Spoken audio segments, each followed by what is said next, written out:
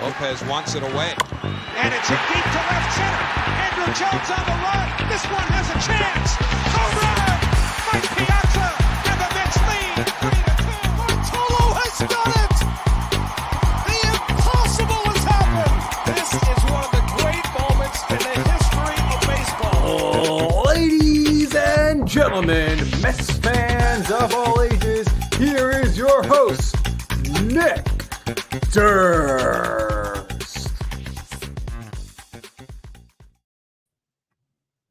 Hello, Mets fans. Welcome back to another edition of Bleav in the Mets right here on the Bleav Podcast Network.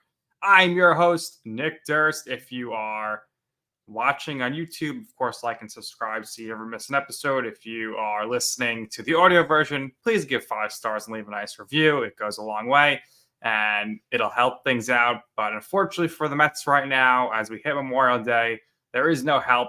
The season is down the drain.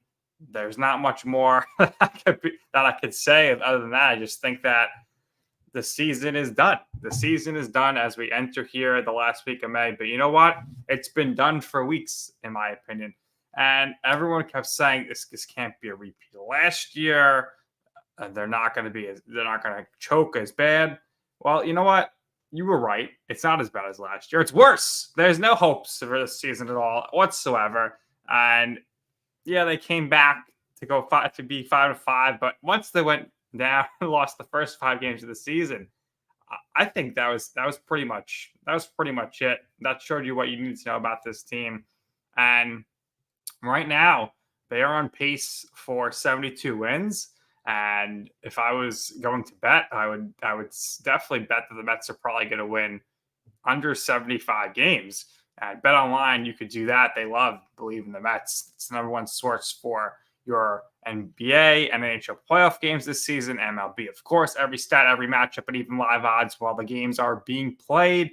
When the game's over, head on over to their online casino and get on the blackjack or poker or unwind with one of the over 150 slot games. Head to the website today and get in on the action. Don't forget to use the promo code Bleav for 50% welcome bonus on your first deposit. Bet Online, the game starts here. So when you're looking at this Mets team, I just think that this is to be expected. I think it's to be expected, and that's going back to the offseason. So joining me now to break it all down, you know him, you know his podcast as well, the Till Mets Do You Part podcast here, and we are going to welcome in Matt in a moment here to the show. We'll get him to the stage.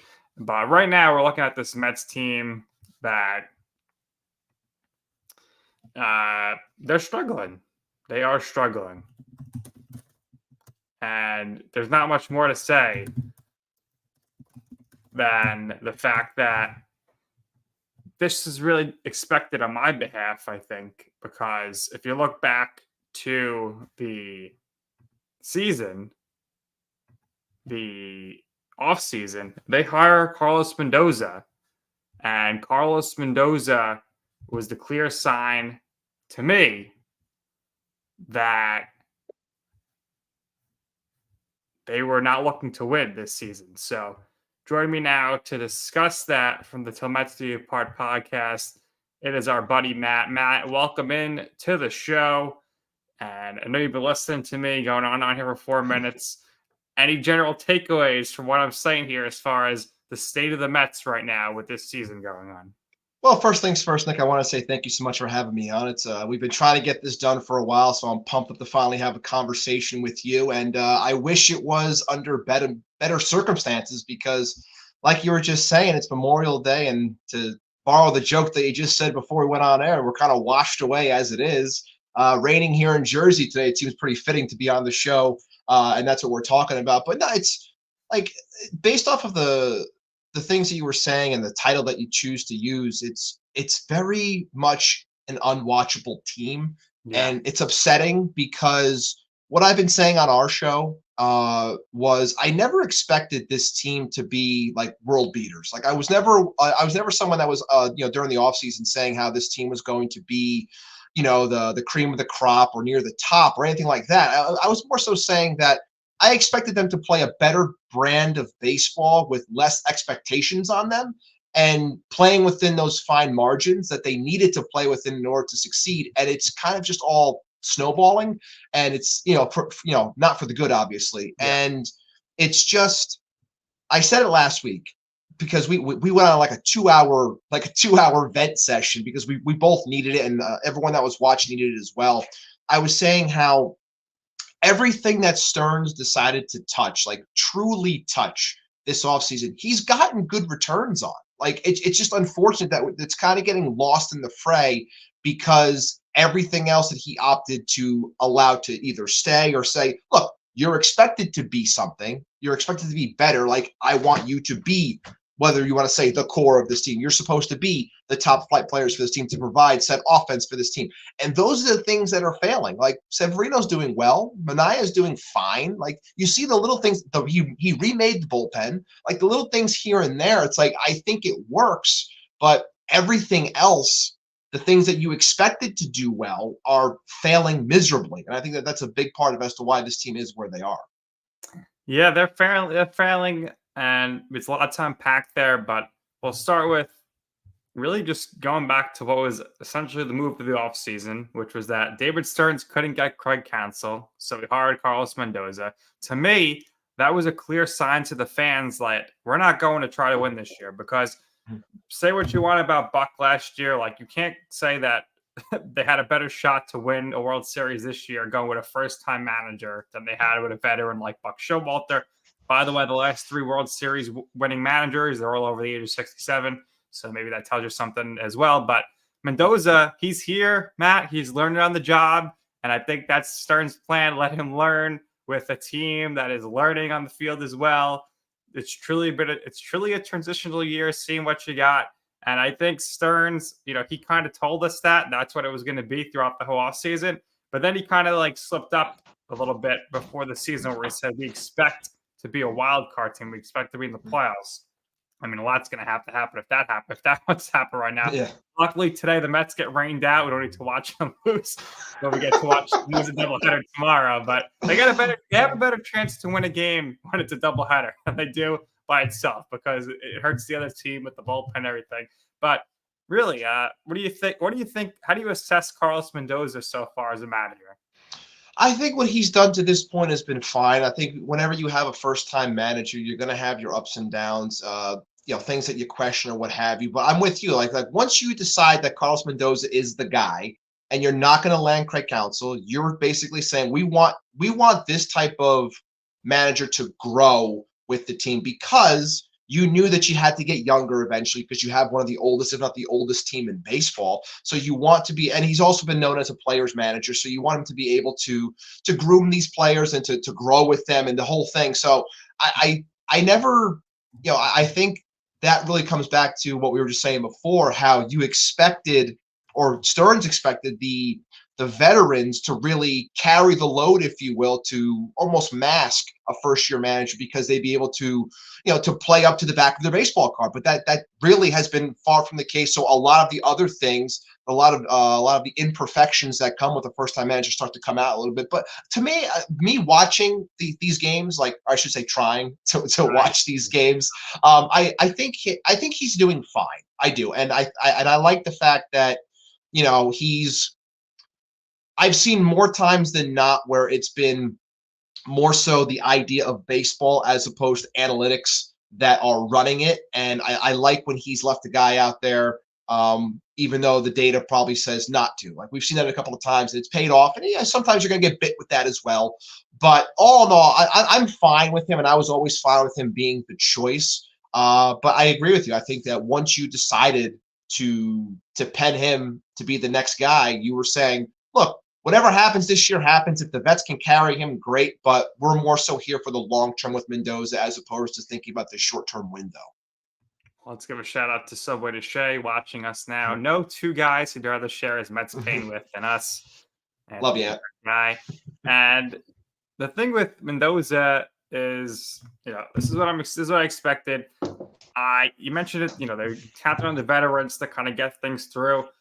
To me, I think I was a little worried about the fact that I think maybe the veterans are going to have a larger voice in the room than the manager. You don't have the Buck Showalter, but to me, like, you could clearly say, name a veteran, pick a veteran, but they have more say over what's going on than maybe they should. Like, I hate to pick on him, but Francisco Lindor, right? He's supposed to be the leader. He's supposed to be the captain.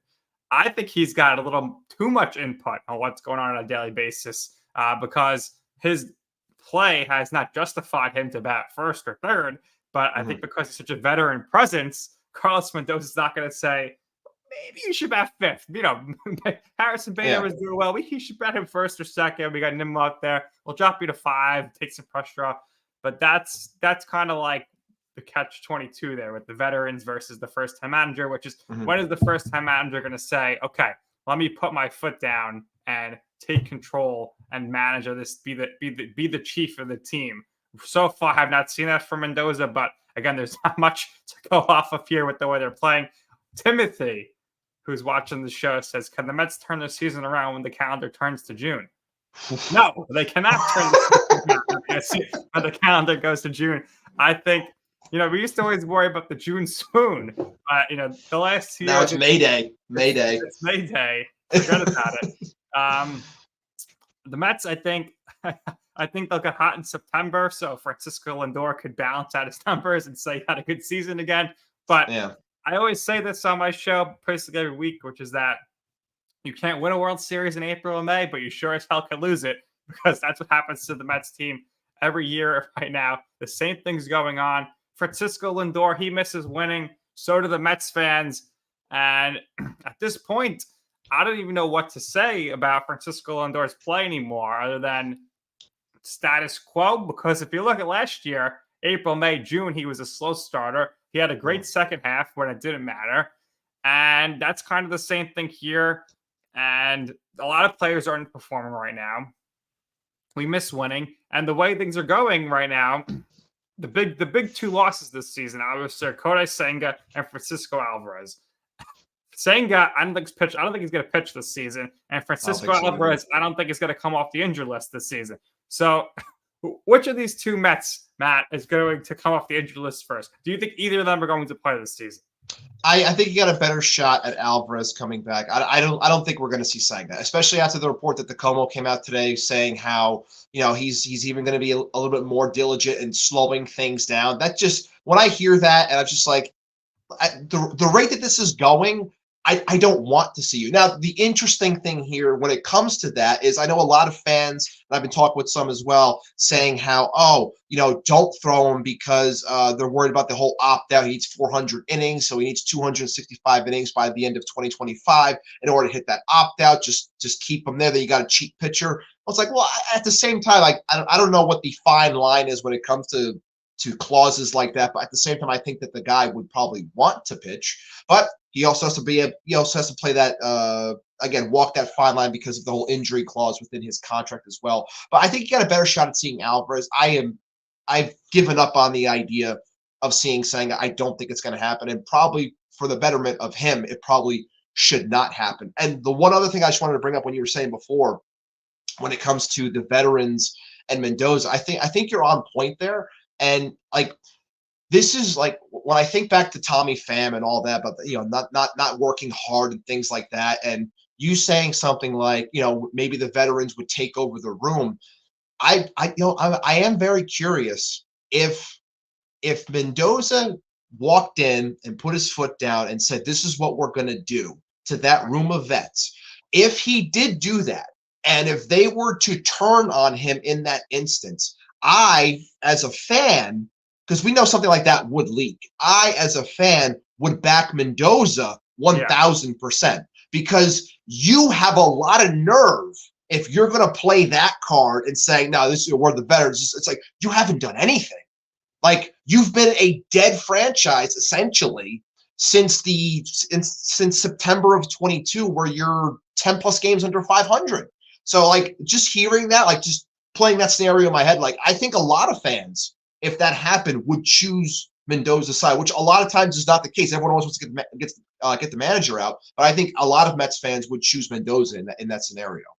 Yeah, if he came down and was like, "I'm the general. This is what I was here to do. Like, I'm gonna do the team my way." That's it. But he's really kind of engraving himself into the Mets culture of the last year or two, which has been like not playing up to your standards, making mental mistakes in the field and on the bases. Alvarez, they really miss his bat, and they miss his defense even more. Oh my God, I can't watch Narvaez. I can't do stinks. it. I can't do it. Nito always a great defender. Nito stinks too. He can't throw anybody out. But yeah, I guess he's okay framing the ball, whatever. But it's funny. Everyone loves Nito now. Last year we wanted him, gone, and but now he's the better of the two options. But you're getting nothing from the catchers. Narvaez had the big walk off yesterday, but you're getting nothing from the catchers offensively, and you missed that bat. I think both of these guys likely out for the season. Senga, I think by the time he's ready to maybe do some rehab starts, we're looking at late July. And then at that point, you got to figure he would need 4, 5, 6 rehab starts. That takes you into August. And at that point, the Mets are so far out of it. Why bother to pitch him in September? Okay, This is the same thing we're looking at with Evan Diaz last year. Alvarez, I don't know. I see conflicting reports. He's taking BP. He's ready for rehab. But if he's not like in these rehab games in June, you're probably looking at, again, he would come back in August. So maybe because he's young, all right, they're going to bring him back. They should, but I don't know what the timeline is. And then, but again, you need to factor in where the Mets are in the standings. And I don't think it's going to be good because the offense has struggled. And when the offense struggles, the pitching is good. When the pitching is bad, the offense is good. So there's nothing ever working out here. Eventually, we got to figure out what's going on here with Eric Chavez, the hitting guru. Why can't he piece it all together this year? And all of a sudden, the bullpen is imploding. And I'm not surprised. I've been saying this for 6 weeks now. You can't have your starting pitchers going 5 innings every night and expect the bullpen to hold up. They're overworked. You said it right there. The bullpen, to my surprise, had been pretty decent this season, but everyone's coming back down to reality now because every night the bullpen is pitching 4 innings. So it's not sustainable. And the starting pitchers need to go longer into games, Matt. Do you think this is just a fact of the matter of that they can't? Or is it something where Mendoza is being told or he's deciding, let's get him out of here after 5 because it gives us a better chance to win going through the lineup again? I mean, it's so hard to say because I think a lot of times when you look at baseball in general, it's almost as if they're setting these guys up and almost conditioning them to be 5-inning pitchers because I never understand when I see, a young kid down in the minors and they're like, oh, he pitched, he pitched 5 innings and they pulled him after 75 pitches and the most pitches he threw in an outing was 75. I'm like, well, you're basically telling me that you're going to bring this guy up to be a 75 pitch pitcher. So he's going to throw 4 innings, 5 innings. So it's like, you better unless it becomes the norm. When you're doing this, it becomes very dicey. Like what Stearns has been doing where it's like, he's just going to keep on shuffling guys in and DFAing guys and bringing all these. So there's only so many times that you can do that. But I had been saying all offseason that the number one need for this team was innings. They had to find innings. And I was very bullish and high on Severino, and I think he's turned out very well. He went 7 the other day. So it's like, I think he's doing very well. The others, it's hit or miss for the most part. But when you don't have those innings, and I think it's a general baseball thing too, but when you don't have those innings, you're going to have an overworked bullpen. And when you're getting a lot of luck, like we're seeing Reed Gary's coming back to earth too. When you have a lot of luck mixed in there, it's not going to, like I said, it's a recipe for disaster. It's not going to hold up.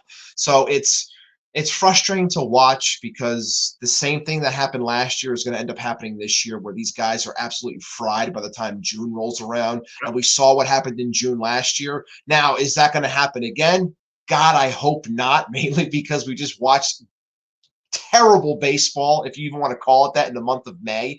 But if it just carries over into June, God bless anyone. And God bless my substance. I'm going to be in the house on Thursday, unfortunately, to watch a game. But the place is going to be a ghost town outside of giveaway days. It's going to be no one's going to be going to these games.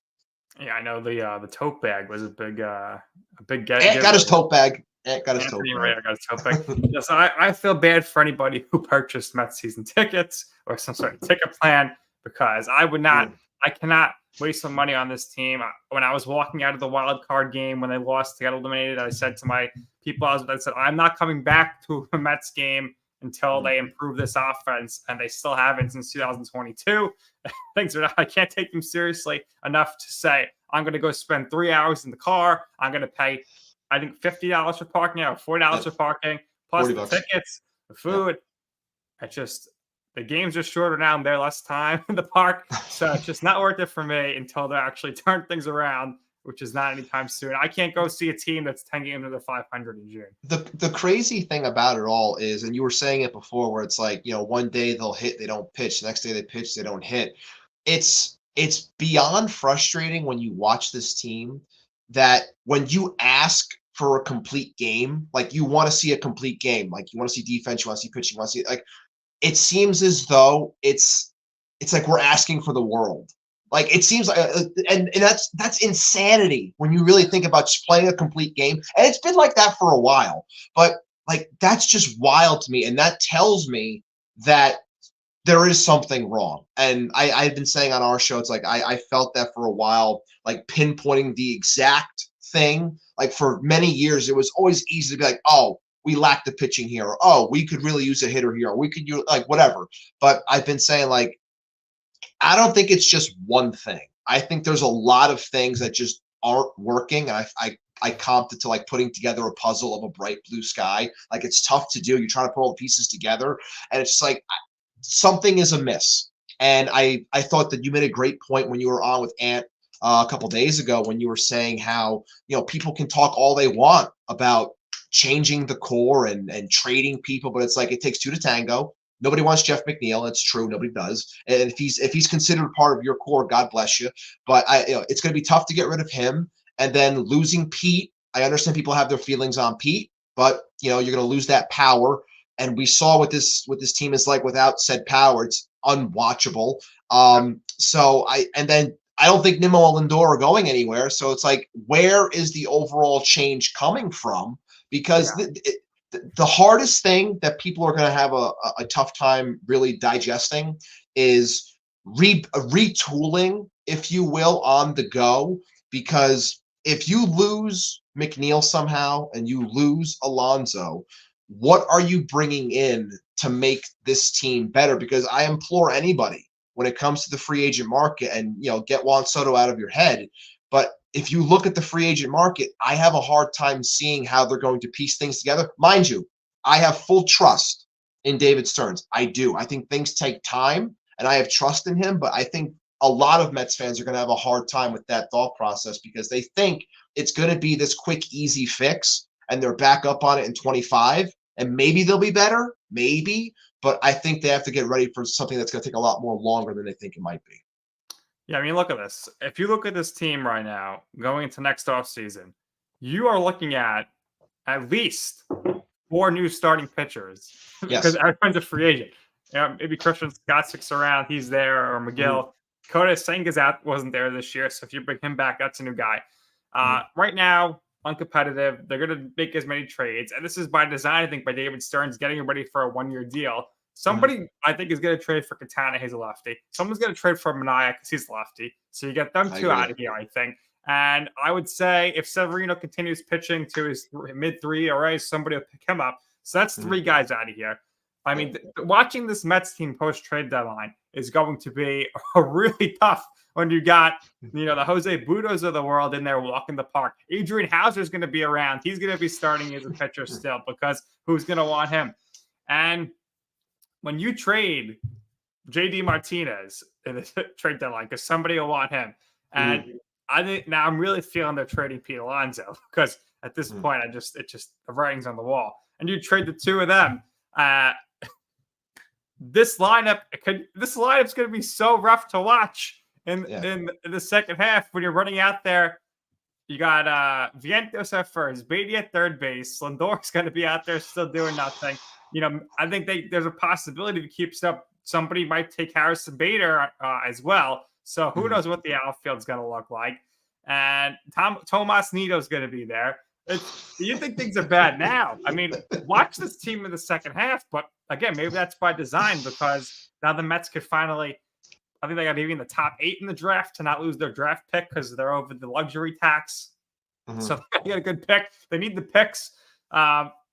It's just like it's bad now, but it's going to get worse at the trade deadline if they continue. And I've been saying this. I said this on my show last week with Pat Ragazzo for Sports Illustrated. If the Mets get to the trade deadline and they're lingering around the third wild card spot, they're still going to be more likely to sell than they are to buy. They're not going to trade any good prospects to add to this team. I mean, new regime and all, I get it, but 2022, they have a chance to win. And, they go out there and add Darren Ruff and Daniel Vogelbach. They could have added somebody. So this is what they were looking at here. They're going to just need people are going to fill the roster at the end of the year. You got to hope that the offseason, maybe you could sign people, but what is the incentive? Money's great, but why, if things are close money-wise, why are people going to sign with the Mets?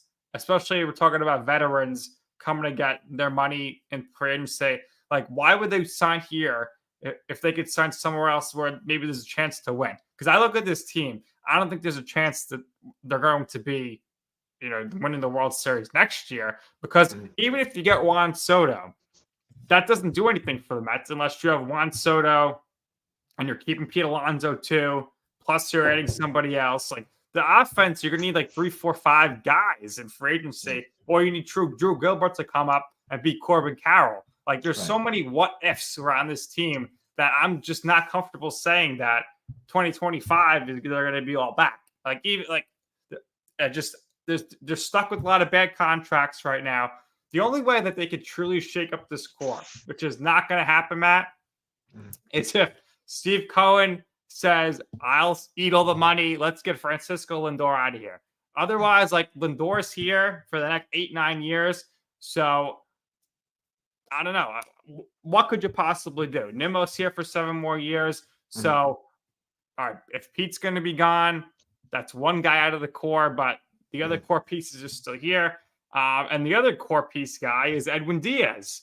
He's struggling. Is those struggles going to end? I don't think so this season. He's coming off a major injury, so I'm not surprised that he took a step back. But now it's all in his head again. It's a mental thing. So you're looking at I would say the core, right? Senga is a core guy. Who knows what he's going to be with the injury. Diaz now, Lindor, Nimmo, and Alonso are the core. So maybe you get 2 of those guys out of there. But the team as a whole to compete moving forward needs to it's going to have to completely overhaul.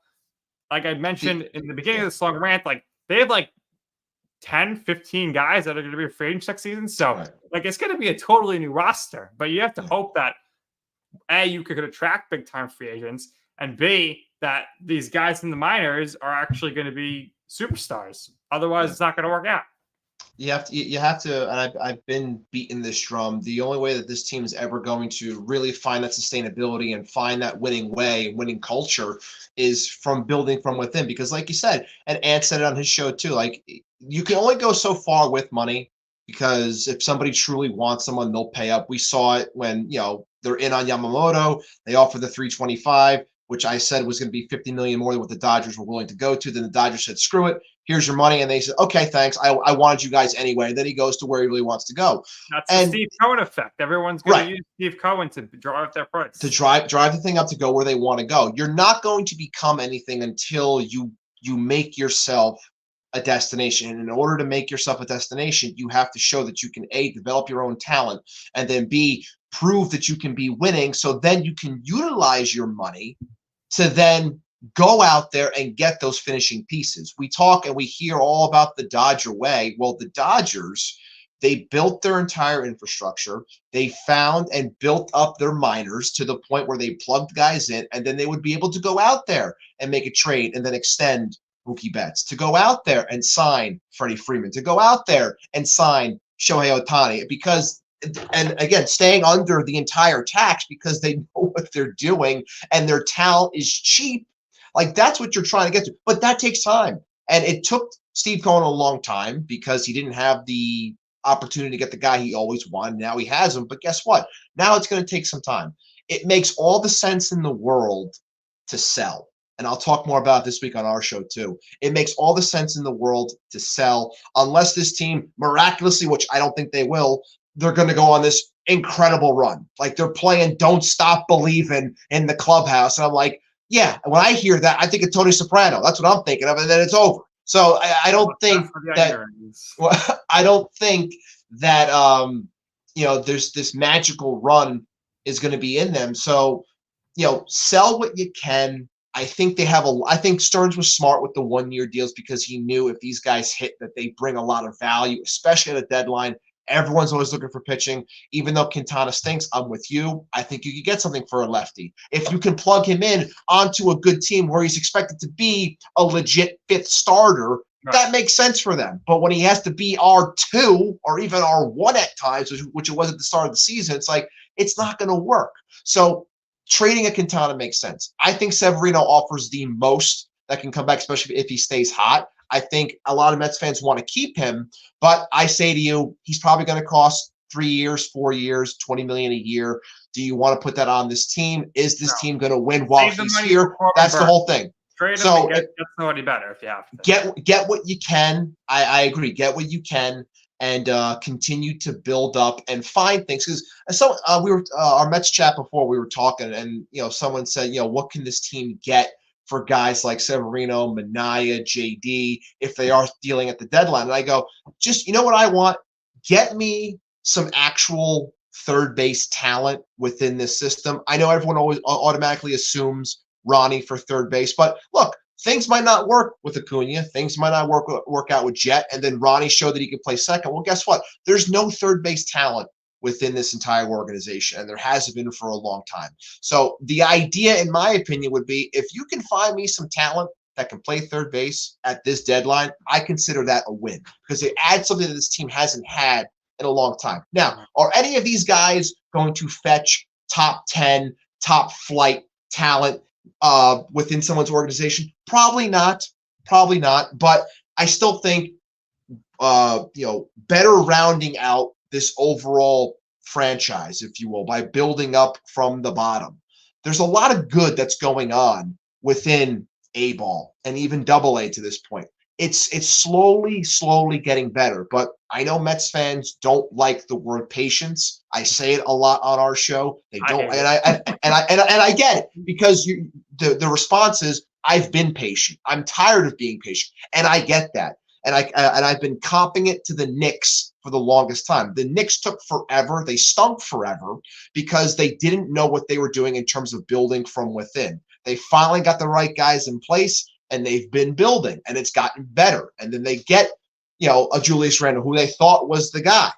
And I forgot who it was. I think it was his name's escaped me. I feel bad. James Nolan on Twitter. That's what it was. He had said, I think it was an Ants chat. He goes, maybe if we're using basketball as a reference here, maybe Julius Randle is Francisco Lindor, where it's like he's great as the two guy. He's not meant to be the one guy. And the Knicks weren't great when Randle was the one.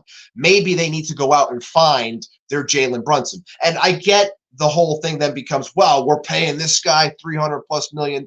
He should be this, he should be that. And I understand that frustration. I do. But sometimes, if something ends up being a potential sunk cost, you have to do anything you can to better your overall situation. And going out and finding someone that can be that is clearly on, would be high on that list. Do I think that's going to be Juan Soto? I love Juan Soto. Would I love him? Who the hell wouldn't? But I still think the Yankees would be stupid to let him leave the building. But look, I think someone sent me a tweet the other day too, saying how Steve Cohen liked a tweet that said, "Hey Steve, throw the bag at Juan Soto," and he liked it. Steve's gonna try. Steve's gonna try. Of course he will, and do anything you can. But if you break it down, where he's getting $5 to $10 million less from the Yankees, why is he coming to the Mets, especially if Pete's not here? He's going to want to put people around him. They need it, and like you mentioned, third base. There's a lot of prospects in the minors right now. They're all shortstops, but the problem is, base, a lot of they can move someone that's got third base, like Jeremy Rodriguez. He's 17 still. Mm-hmm. He looked great in that spring training, futures game. He's actually tearing it up. 339 batting average. Like, this guy might be a gem, but he's a rookie ball. So he's like 5 years away. Colin Hoke, who they drafted, he's not coming around until 2027. He's 19. Right. Marco Vargas, they got him last year in the trade. He's not coming around till the same time. He's hurt on the injured list. So there's some talent here. Everyone's 19. So think about the timeline for the Mets. You're talking 4 years away here at least. And that's a lot of the guys are not really performing too well at the higher levels right now. Ryan Clifford's not hitting too well. He's batting 186. Jet Williams, I think, is hurt, but he was batting only 179. Drew Gilbert's batting 240. So those are your top guys, okay? And everyone's saying, let's get Luis Angel Acuna up here right now. He doesn't look. I don't think he's ready to play in the majors. He's batting. I don't think so either. He's batting 254. Why are they going to call him up right now? He's not going to save the season. Mauricio's batting 350 all season last year. They call him up till September. Yeah. Elway 2K says he agrees the season is over. Dump whoever you can at the deadline.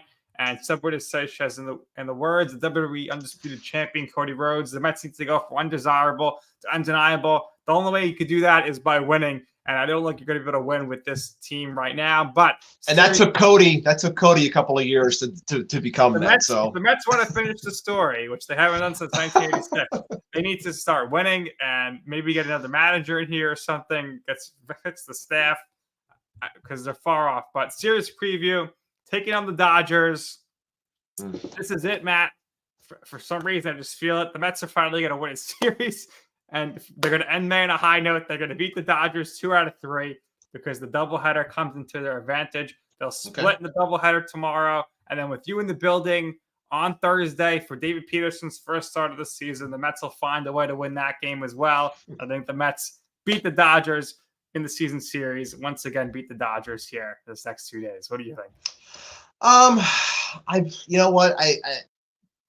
I love your energy on that. I do. Everyone thinks the Mets are going to get swept. So, I mean, when you think the Mets are going to sweep a team like the Marlins, they lose 2 out of 3. Right. So they'll always play down. They'll always play down, and then they'll get handled. And they always play up. Like when it comes to the Dodgers, they always play up. But like what worries me is the fact that the Dodgers have been losers of the last 5, and like not playing good baseball. And like this, just like to me, it just screams like get right series for the Dodgers to get everything back on track. Tyler McGill and Tyler Glasnow and Gavin Stone and Jose Quintana tomorrow. And then James Paxton and David Peterson on Thursday. So listen, I think McGill gets the win tomorrow. Somehow the Mets are winning in the Quintana game. I think Edwin Diaz blows another save. And I think David Peterson, he goes 5. Well, here's the thing. Ready? You said it was McGill versus Glasnow. Is that the matchup? Yes. Okay. So whenever this team, and you can tell me otherwise, whenever this team faces like legit velocity and movement, I've seen like absolutely 0 from the lineup. And that's the way I have to look at it, because from what I've seen, when they face Jared Jones, now shut them down earlier in the season when they played. Like his stuff is like top notch, and he throws so damn hard. So like I don't have like the highest of hopes when it comes to Gavin Stone. Yeah, he's known for his changeup. He's like a mid-90s guy, but a changeup, that's like his go-to pitch. I got a better shot at that one. And then, maybe for the Peterson start, maybe you find something, or David Peterson realizes he's back on the Mets and he pitches like David Peterson. But he does have some refined mechanics, and maybe that carries over. I believe that when I see it. But for me, I would say until I'm shown otherwise, I got to go with they'll sneak out of here with 1. They'll get 1 out. They'll win the 3rd game of the series to avoid the sweep. Yeah, probably. And it'll be in the 9th. This is the thing about the Mets. Like, Gavin Stone, he's the worst pitcher on the Dodgers. He's got a 3.6 ERA. So that'd be like he'd like the best pitcher on the Mets right now. Okay, so that's really all you got to know about this team. I'm sick of talking about them right now. We went longer than I expected. Everybody make sure you are following Bleav in the Mets on all social media platforms at BLEAVINTHEMETS and on YouTube, of course, as well. Matt, let everybody know where they can find you and your show.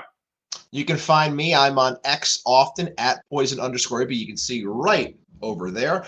You can follow the show handle as well at Till Mets Do Us Part. That's TIL. Mets Do Us Part on Twitter. We're on TikTok. We're on Instagram. We're all over the place. You can follow my partner as well at John Sapernaro. John's always fighting people on Twitter, so you'll always see him popping up in people's mentions and things of that nature. But we like to have a good time. We're live every single Wednesday, 5:30 p.m. Eastern Standard. We're live on Twitter or X, whatever you want to call it. We're live on YouTube.